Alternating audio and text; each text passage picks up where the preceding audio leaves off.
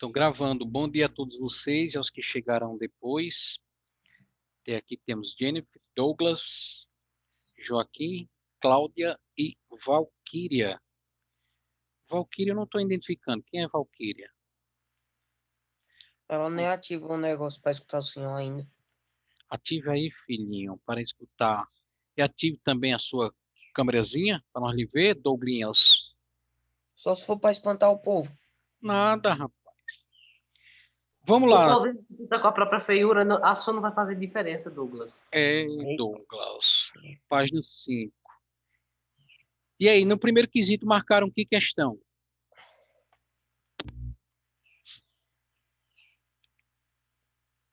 Em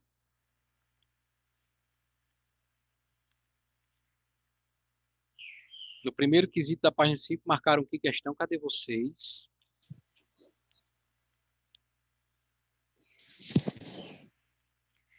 Cadê vocês? Alô, alguém por aí?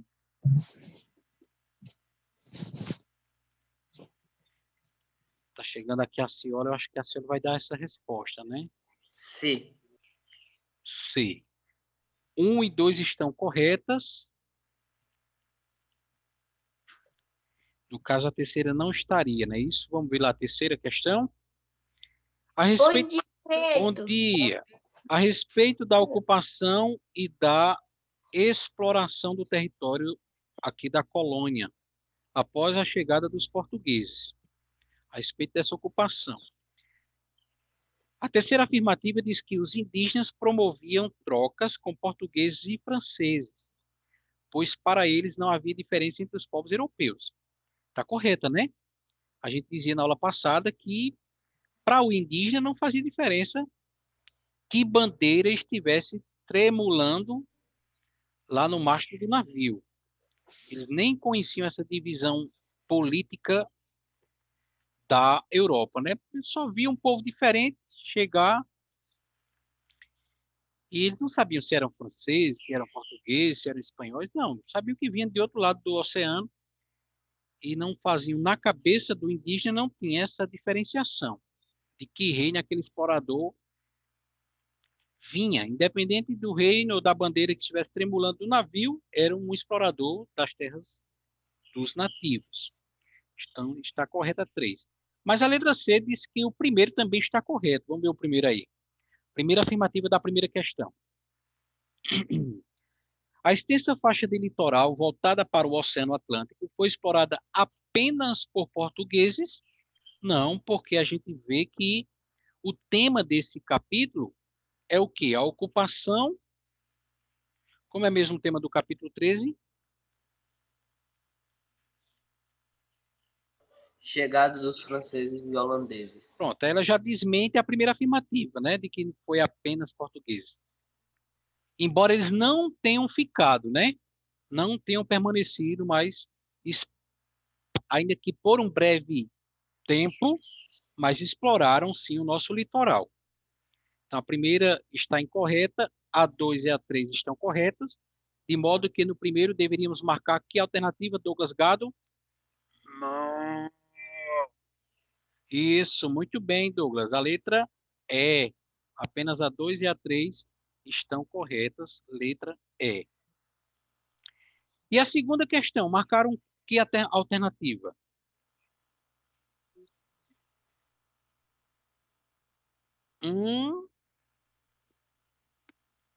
Que alternativa marcaram no 2? Cadê vocês? Eu marquei letra B. Letra D de dado? Marquei B B. de bola. B de Eu bola. marquei B. Alguém disse aí marcou C, foi? Tu marcaste que letra, Joaquim? B de bola. Corretíssimo. Letra B. Do segundo, letra B. Agora vamos ao terceiro, que teve alguns espertinhos, feito Dona Isadora Jordana e Dona Isadora Cioli, que só mandaram a foto do livro, não mandaram a foto do caderno com as respostas do terceiro, hein, Dona Cioli? Vamos lá. Eu mandei a foto da atividade. Parengando contigo, mulher. Paz e amor. Vamos lá. Hoje quem está com dor de dente é Joaquim. Cadê Letícia? Como era Recife antes da chegada dos holandeses? Essa resposta nós vamos ter na primeira linha. Era um tristiburgo, ou seja, lá no rodapé nós vamos ter a definição dessa palavra, né? E de todas as que estão em vermelho. Uma triste vila. Letra B. Qual era o objetivo da Companhia Privilegiada das Índias Ocidentais? Essa resposta nós vamos ter nas duas últimas linhas. O objetivo era apossar-se do seu centro econômico, do seu qual? Da capitania de Pernambuco. Qual era o centro econômico? Olinda, não era isso? Ou era... Não, o centro administrativo político era Olinda, agora o centro econômico que fornecia dinheiro era o Recife. Então, Olinda é mais antiga, Olinda foi...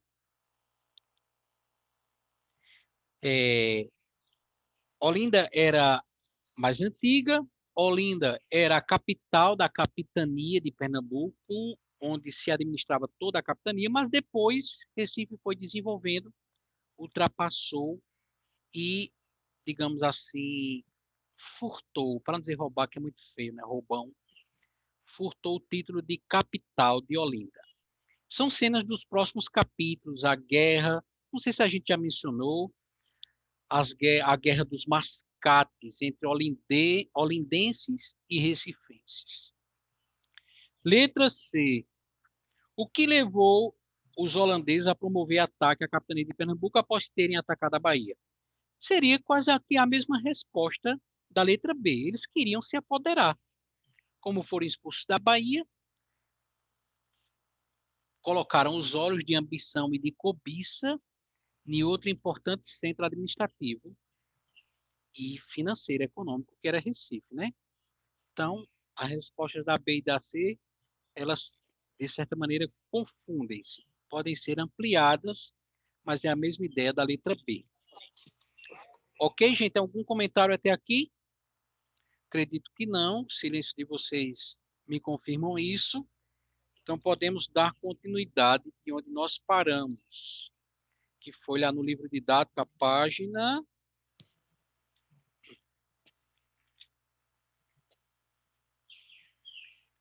Me ajudem. Página 4, não é isso? Deixa eu abrir aqui o livro para vocês.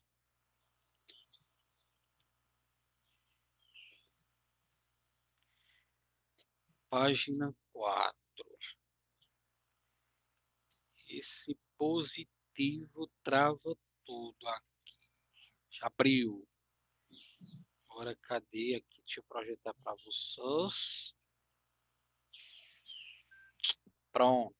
Quem começa lendo aí para nós?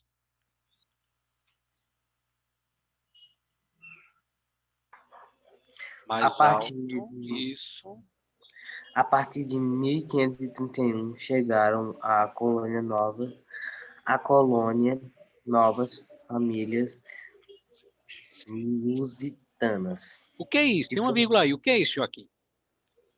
Faça a mínima ideia. Quem faz? Lusitanos.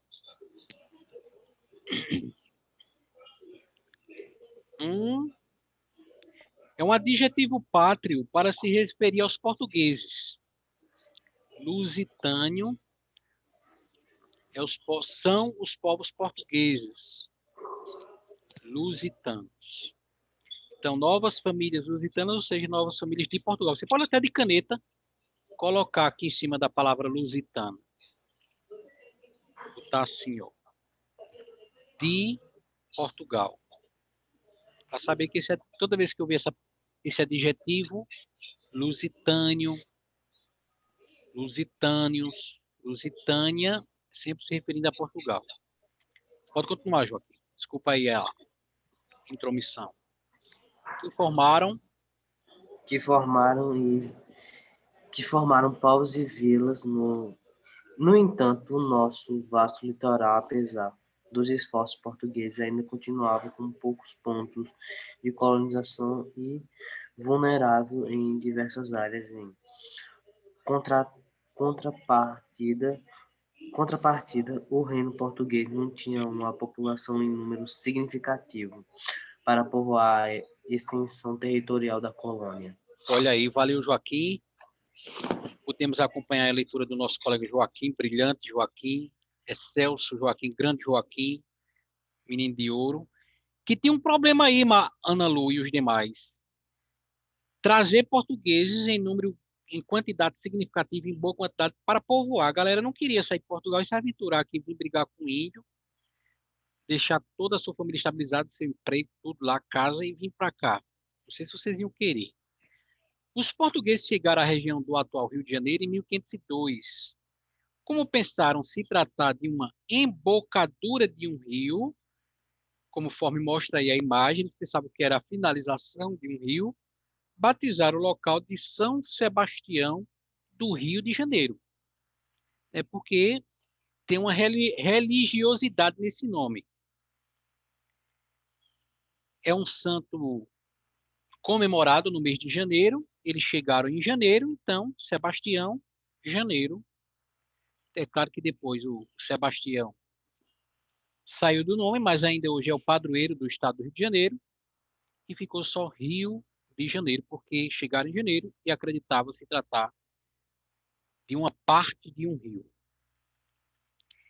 Em uma correspondência, o primeiro governador-geral, a gente já estudou isso, os 3 governadores gerais. Professor, onde é que entra em cena esses camaradas chamados de governador-geral? Quando as capitanias hereditárias falharam. Quando aquela distribuição dos 13 lotes de terra, as 13 faixas de terra não deram certo. Não era 15? Isso, boa. 13 donatários e 15 faixas de terra. Valeu, Joaquim. Quando aquela distribuição não deu certo, qual foi a estratégia? Só 2 lotes funcionaram, não foi? Só foi 2 lotes. Isso, São Vicente e Pernambuco, né? Valeu, menino de ouro. Quando aquela distribuição não deu certo, qual foi a estratégia de Portugal para administrar essas terras aqui da colônia? Mandar governadores gerais. Então, o primeiro dele, Tomé de Souza, segundo, salvo a falha de memória, Mendes Sá, Tomé de Souza, Mendes Sá, e teve não sei o que Barreto, um terceiro aí. Então, quando o Tomé de Souza foi o primeiro governador-geral, né, que ia administrar todas essas terras, vindo de Portugal, com uma caravana, né, a gente já estudou que ele veio com algumas centenas de portugueses para ocupar. Ele ressaltou as belezas da região do Rio de Janeiro. Tudo é graça, disse ele. Além disso, ele explicou ao rei português não ter construído ali um povoamento por falta de gente e por achar difícil se estabelecer por tantos lugares da costa. Quem lê esse documento histórico aí para a gente?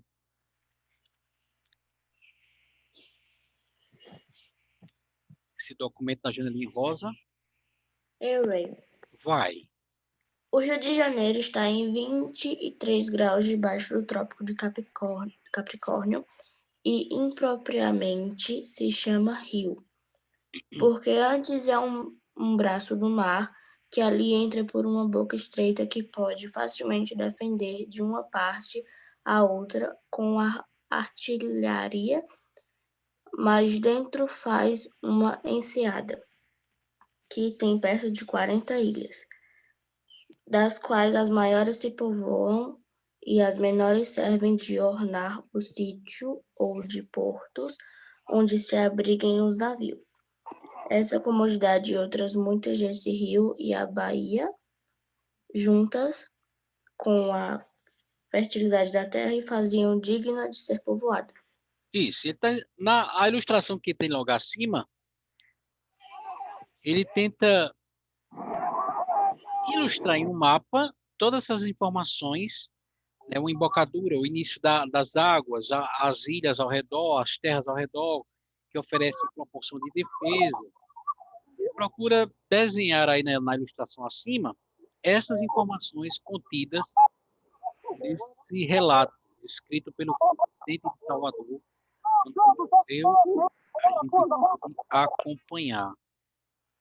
Acho que Douglas está assistindo um jogo de futebol, que está uma narração ali. De acordo com o texto, quais qualidades o escritor Frei Vicente evidenciou na região?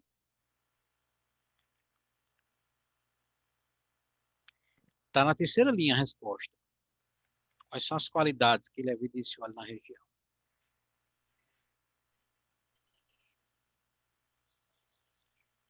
facilmente defender de uma parte a outra. Então vamos colocar aí, né? Acho que foi Arthur Siqueira que ia falar. Ele tá por aqui, Siqueira. Tá. E aí, Siqueira? Eras tu que ias falar? Mas já falou. Ok, vamos colocar aí. Oferecia defesa e portos naturais para abrigar navios, como ele diz também aqui na penúltima linha. Oferecia defesa e portos naturais para abrigar navios.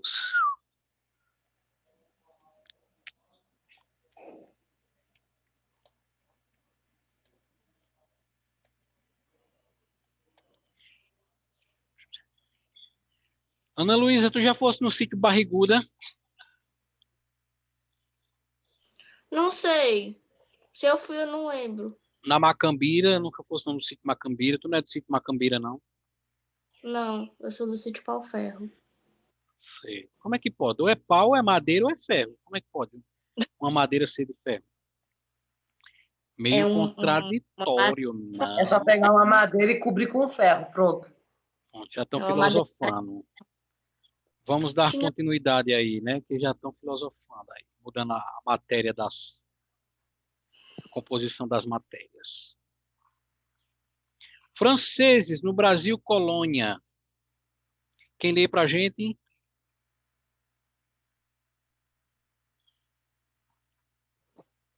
Mais alto. Os navegadores, não apenas portugueses, passavam pela região do Rio de Janeiro para se abastecer de água. Por isso, a região foi chamada de a Guarda dos Marinheiros. Com o tempo, a presença dos franceses, considerados piratas pela coroa portuguesa, tornou-se mais frequente. Tal presença era uma evidência de que o rei francês questionava a divisão das terras da América entre Portugal e Espanha. As disputas pelas colônias da América promoviam intensos debates e conflitos diplomáticos entre os reinos europeus. Pronto, essa informação que Joaquim leu e a gente acompanhou, ela já foi mencionada, né, gente? O que é que ele está dizendo nesse parágrafo aí, traduzindo? De que os outros reinos europeus, no caso especificamente aqui, o rei da França, questionava essa divisão de terra, né?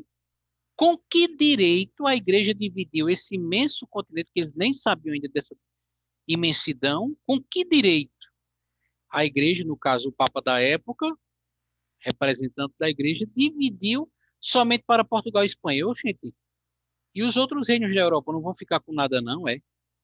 Eles questionavam, isso aí não é novidade, essa informação, né? Em 1534, a região da atual cidade do Rio de Janeiro, chamada de Guanabara, passou a fazer parte da capitania de São Tomé. A tentativa de ocupação de suas terras por colonos portugueses provocou a revolta dos Goitacás. Na janelinha aí, ele vai explicar que se tratava de um grupo indígena que resistiu, não quis os portugueses lá. Esse grupo dos Goitacás dizimou o grupo trazido pelo donatário Pero de Góis. Os portugueses que vieram com ele se deram mal. A presença de navios franceses era frequente. Os franceses conseguiram estabelecer boas relações com um grupo indígena ali chamado de Tamoios, efetuando constantes trocas de mercadorias com os nativos. Entre os produtos mais procurados para a troca estava o pau-brasil. Então, para o indígena, era uma troca, digamos assim, que vantajosa, né? Porque se os europeus queriam madeira e tinha de monte, em troca ele dava umas coisinhas que eram novidades para a gente, para os indígenas, então, por que não entregar madeira, já que tinha de monte, né?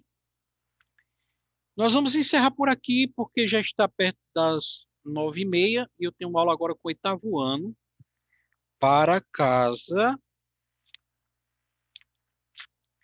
Livro de atividades. Página 6, muito fácil. Vai só enumerar aí esses quadradinhos da página 6 do livro de atividades. Um abençoado restante de segunda-feira até às 10 horas, às 10 da noite até às 22. Mandem lá no Classroom a página 6 de atividades. Está ouvindo, dona Cláudia Rafaela? Tô. Tchau, gente. Abençoado restante de segunda para vocês. Tchau. Muito bom ter-los aqui. Obrigado pela presença, Ana Lu, Acioli, Joaquim, Tchau. Douglas, Cláudia, Valquíria, que a gente ainda não descobriu quem era, Fátima, que é, no caso, Melody. Mona Lisa chegou agora no finalzinho mais uma vez. Mona, o que é isso, Mona? Arthur Siqueira e Giovana, muito obrigado pela presença de vocês. Bye, bye. Página 6 de atividades do Classroom.